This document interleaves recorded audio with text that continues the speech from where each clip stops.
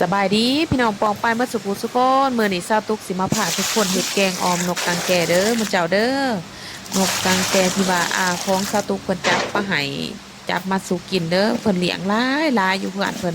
มื้อนี้เพิ่นก็จับมาสู่กินฉะนั้นซาวตุกก็สิมาเฮ็ดแกงออมนกกางแก่สู่ทุกคนกินเด้อมื้อเจ้าเด้อ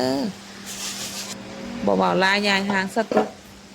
ล้างผักล้างมีแล้วซาวตุกก็สิมาขัวข้าวเบื่อเหลืองขัวมักพริกแห้งขัวมักแคนใส่เด้อมื้อเจ้าเด้อ แกงออมอียังกะตามคัดสตุกได้เห็นในสตุกมักใส่ข้าวเบื่อเหลืองเด้อผู้เจ้าเด้อใส่ข้าวเบื่อเหลืองมันสิหอมใส่มะเขือแห้งใส่มะแคนโอ้ยหอมเข้ากันขนาดผู้เจ้าเอ้ยแล้วเฮาก็มาข้างน้ำผู้เจ้าหลังจากน้ำฟดแล้วก็สิมาใส่ปลาแดกสิ่งที่ขาดบ่ได้ก็คือปลาแดกสตุกมักใส่ปลาแดกแ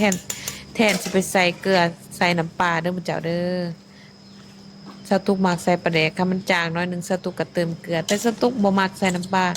มันก็แสบอยู่มันแสบคนละแบบว่าซันซ่าหมดเจ้านี่เด้ออันที่ว่านกสตุกว่ามีนกมีใบขี้หูดหัวคาเอาลงต้มหมดเจ้านกสตุกปีกไว้เรียบร้อยตำข้าวเบื่อเหลืองหมดเจ้าตำข้าวเบื่อเหลืองนี่เอาสิเอาไว้ใส่แล้วเราก็มาตำมักพริกแห้งตำมักแคนมักพริกแห้งก็มักแคนนี่ตำคาโลโคเคเด้อหมดเจ้าเด้อตำบ่ต้องตำละเอียดรอดหรอก ตำแบบหยาบๆพะนะมึงเจ้าตัวนี้แล้วมันสิเฮ็ดให้หอมแกงออมหอมข้าวเบื่อเหลืองหอมหมักพริกแห้งหอมหมักแคนเด้อมึงเจ้าเด้อหลังจากต้มไประยะหนึ่งเฮาสังเกตว่าอันน่ะตอนเฮามันเริ่มนิ่มมันเริ่มอ่อนแล้วเฮาก็สิมาใส่ผักมึงเจ้าผักสะตุกกับบ่มีหยังหลายมีแต่ดอกหมักหมากบวบแล้วก็ผักกะหน่ำผักหอม พักนางตูเมื่อถนันพักสะตุเนื่องจากว่าบ่มีพักหลายอย่างแต่ก็ใส่ได้เฮ็ดให้ซ้ำพักซุกเขียวๆเด้อมื้อเจ้าเด้อซ้ำพักซุกเขียวๆแล้วก็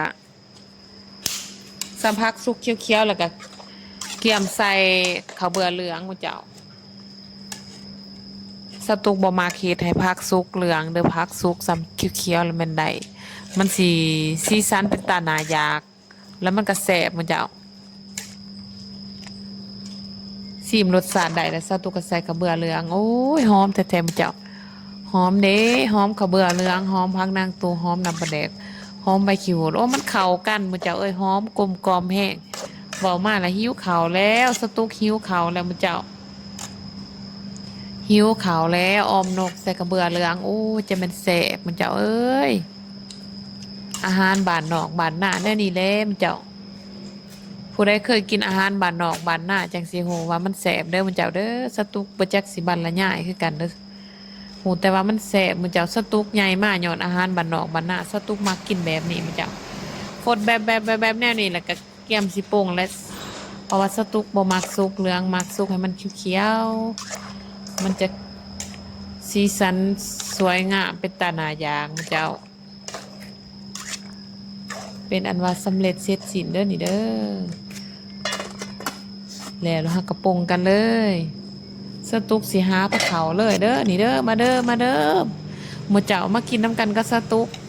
มาทุกคนพี่น้องปองปายมากินน้ำกันนี่สตุกสิหาปลาเขาเลยได้นี่เรียบร้อยนี่โอ้หอมขนาดหมู่เจ้าหิวเขาแล้วสตุกหิวเขาแล้วเป็นแนวนี้เนี่ยโอ้สีสันเป็นตาหนาอยากแซ่บมูเจ้าเอาลองไปเห็ดเด้อลองไปเห็ดสูตรสตุกแกงเบิงเด้อขอบมกขอบใจมาสุขสุขคนที่เขามา